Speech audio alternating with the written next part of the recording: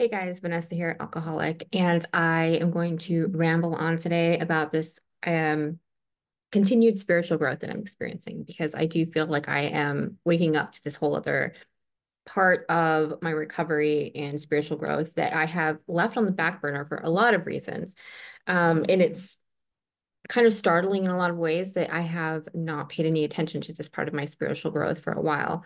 And as some of you may know, if you watch this, some of my friends watch this. Thank you, and I'm sorry. Um, I experienced a lot of grief in the last few years, a lot of loss, and I was in survival mode for the majority of that time.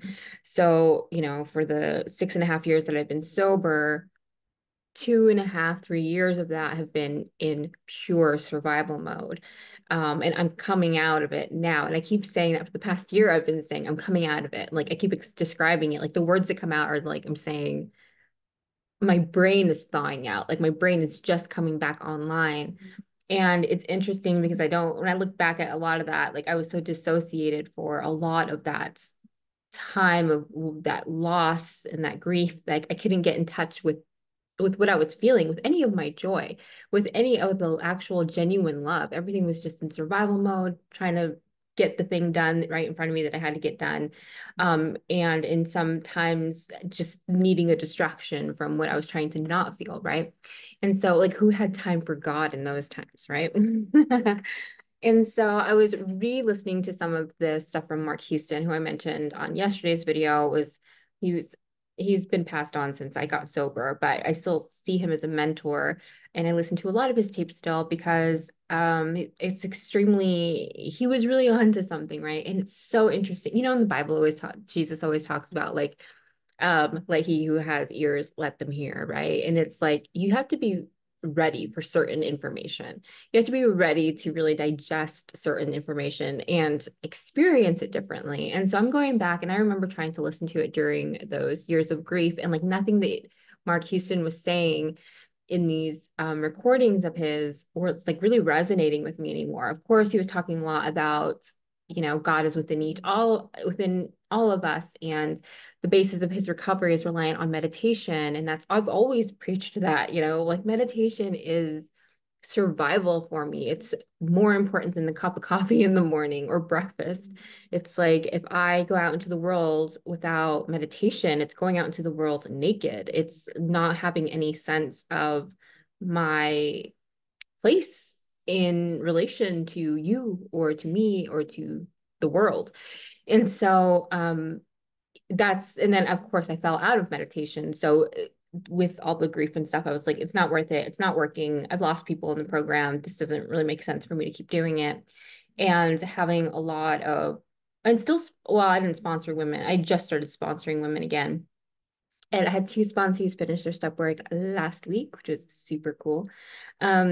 But yeah, so it's this whole experience of like, okay, now I'm coming back online and I'm re-listening and re-experiencing all these epiphanies that I had, but in a totally different way, right? And I'm hearing a lot of what Mark Houston was saying about, because he does say God, right? And he emphasizes that it's the power coming from God. It's the power that I tap into. God is just the name that he puts on it, which resonates so much for me now because I understand that so much deeper. People get so hung up on the names that we're giving this power. The important thing is that like this power is just not run on our own fear. And that we're not blocked from this power, and that this power is is a reflection of our relationship to self and to other people and to the world at large. And what we spend a lot of time doing in the big book is getting unblocked by going through resentments, looking at our own belief patterns. And this is also why people, I think, knock AA a lot, is because it's not easy. It's simple but not easy is a cliche term, because it's a lot of inner work and it's shadow work, I think, like I said on yesterday's video. And it's having to really take each belief that we've carried and operated our entire life from, and that fuels a lot of fear, but that we have decided to hold on to, and then looking at it for like a 360 view and saying, is this still going to work for us? Is this going to get me where I want to go, where I feel like I should intuitively be going during my short time on earth, you know? And some people really hold on to resentment for a really long time, and they find comfort in that because, um, and I guess people think that the unknown is scarier than the known. But I don't know that I believe that, but I also want to be careful about saying that because I'm sure there's something that I'm not. I always want to try something new. I know what the past holds. I know what's behind me. I know how that has worked. And our brain logically wants to take from past experiences and say, well, that's happened before, it'll happen again. And this is, I think, why people are afraid to change their belief patterns or their even spirituality. And I think I'm finding myself doing that now, right? Even with this whole idea of like this Christ concept or like Christianity. I'm like, I can reflect back, but it's in a different way. It's in a positive way, right? So it's like, actually, no, that's not true. So I can look back at the times when I've gotten sober and was very strong in my recovery and felt like I was at peace in the world and with myself. And those were times when I was very deeply connected to this higher power, to this God, which I practiced connecting to through Christianity, understanding that that power was very deep within me as well, right? And the time when I was really struggling to get sober in 2017, I'd spent the majority of that year relapsing. And I had gotten really bitter and really resentful towards Christianity because I was like, well, where's Jesus now? Can't pull me out of this. Like, what the hell? And so that was when I kind of started to explore other faiths and other spirituality. Um, Other religions. I was looking at that at the time because I knew that I needed to have some type of a concept of this God or this power. And I had just always felt that I needed to have a good name for that. And Christianity packages it up really nicely and delivers it to you in a mega church down the street with cool songs and, a pretty lax wardrobe so requirement, right? And so in looking at that, I kind of got into some stuff that I couldn't really grasp. And I just kind of like the affirmations and the meditations and like really relying on self, but in this way that was still rooted on fear because I hadn't gotten unblocked yet. And I didn't know how to tap into this power. I think I was just referring to it as like universe at that point and thinking like, okay, well, this universe is going to have to save me now because I can't save myself and Jesus isn't around. And I always recite this and I say it all the time and it's so corny, but I will never stop saying it because it's truly how I felt, which is there is this Sylvia Plath entry in one of her journals. And she talks about how, I talk to God, but the sky is empty. Orion walks by and doesn't speak. And in that, I love that line because it just gives this feeling of complete vacancy, like there's and solitude, but like loneliness. And that was how I felt for a long time. And so I felt like during that time, like I still couldn't get sober, even with the universe behind me. Oh, I think I was really into Gabby Bernstein or whatever her name is. And she had that book called The Universe Has Your Back. And so I kind of got into that and started reading more about the Course of Miracles. And it was just very difficult for me to comprehend. Like I spiritually could not have been there yet because I couldn't even understand this idea of power residing within me when I was still waking up with vomit in my hair and going to work.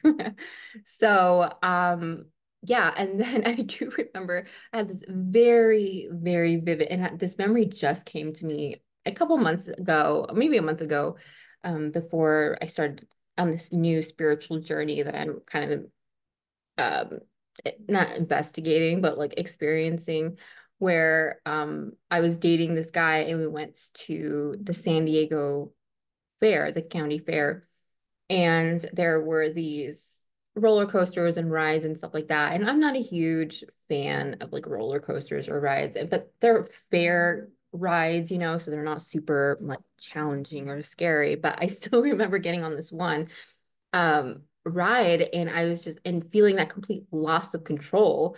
And it was still kind of a scary ride. And I was just like, it was so interesting because I instinctually in that moment, like spiritually reached out for something, almost like, oh, okay, I'm safe and protected because God is here. But I was like, I don't believe in that God anymore. So universe is here. And I was like, universe doesn't give a shit about me. Like, and I just remember thinking like this was a really shitty time to give up God, you know? And I survived the ride apparently. And I remember getting off that ride and I was just like, what am I doing? What am I doing with my life?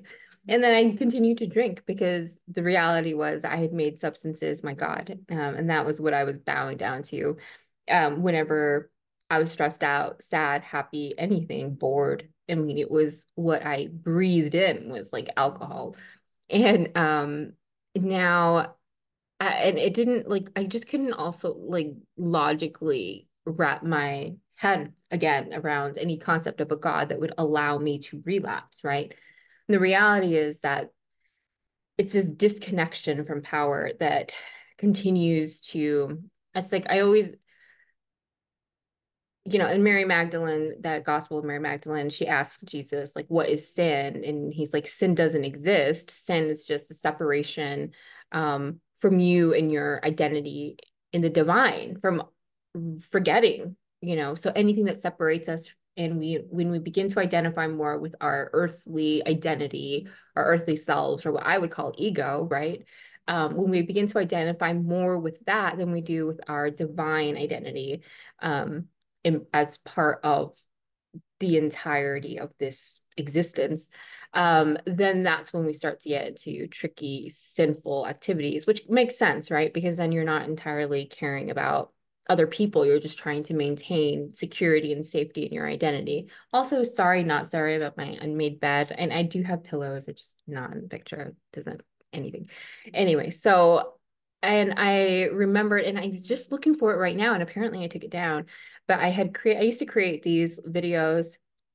If you look at them on my main channel page, I have this short video of like just weird images, and then the narrative on it is Mark Houston speaking, and I edited it over a song. It was like this beat that I made with like, and I don't know how to do music. I was just very bored one winter and I started making these videos. And but I used to have this other one where he talks about how you have to be out of your minds to know God.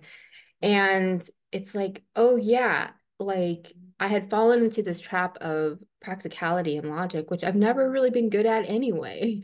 And I remember I would get in so much trouble growing up, and just not even for super important things, but it was always the end of the world for my parents, right? And then, which is, you know, advice to parents, like maybe don't make a big deal about things that aren't a big deal, because then when things begin to be a big deal, like getting DUIs and totaling cars, maybe your words mean a little less. But something my dad would always like admonish me with is like, don't you have any common sense? And it's like, if I had it, do you think I would be using it? Like currently, if I had it, do you think that I would be using it? What is the appeal of common sense anyway? But that, and it's like it's so like fetishized to be so practical and logical. Like this is how our society operates these days. And I'm not saying to go around being illogical. In fact, I love practicality. It's just not my strong suit. Like my friends tend to be more practical than I am because that's, you know, complementary. You need to be complimentary of people and relationships. And I really do like it in other people. It's just not my strong suit.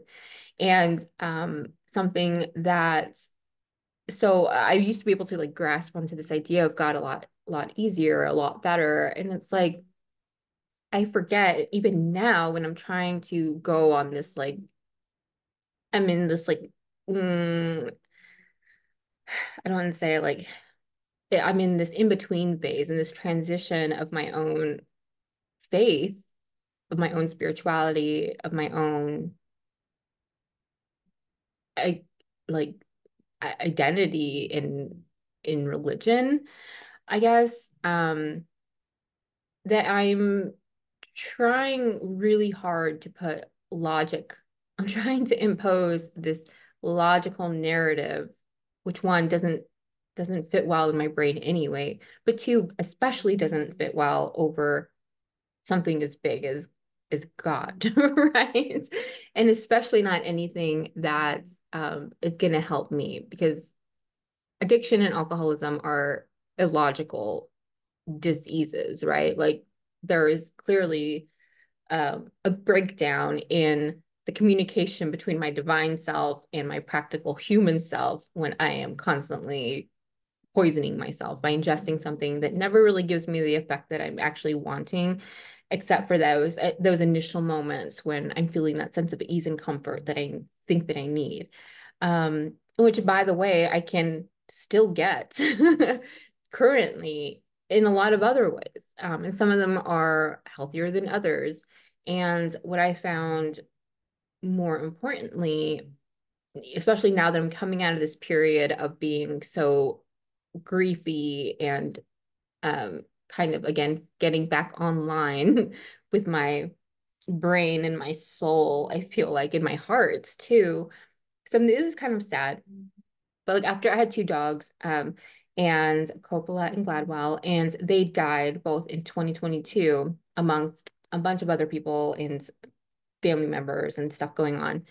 And when they both died, I was like, I literally like towards the end of the year, December of that year, somebody asked me to take their dog, who I now have, who I posted a video of her earlier. Her name's Olive. And of course, I cared for her. I cared about her. She was a dog that needed a home. And so, of course, I would take her in. She was very sweet. She was kind of weird looking. She's not the kind of dog I would typically pick, but I really liked her previous owners were kind of I really liked them and have a lot of respect for them and wanted to make sure that they knew that she was going to be taken care of. But I didn't realize that like I hadn't actually let myself open up to loving her the way that I had loved my previous dogs. Because my other dogs I would see and just become like consumed with like love and affection for them. And like with my sponsees as well, when I would meet with sponsees, I would be consumed with love and affection for them.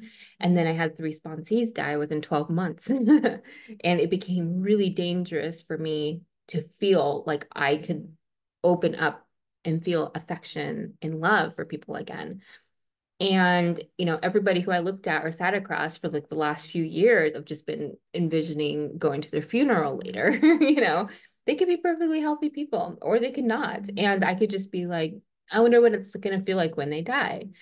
Um, and it's not the way I want to continue going through life. And I wouldn't take back any of that hurt for the love that I got to experience with with my dogs, with Coppola and Gladwell, or with my sponsees. And so I found myself the other day really loving Olive, like loving her, and just being like so consumed with like affection for her, and just like she brought me so much joy. And I was like, oh my God, like it has been a while since I felt like this. And now I'm kind of like reopening my eyes to seeing, and it's illogical, right? Like it's an impractical process to be like, oh, now is a good time period to allow a heart to open again. Now is a good sake. She's going to die. Like everyone is going to die. You are going to die, person watching this.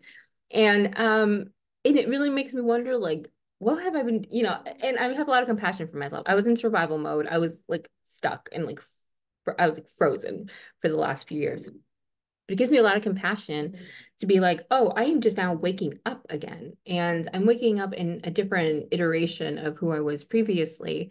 And it's okay to be so confused by all of this, right?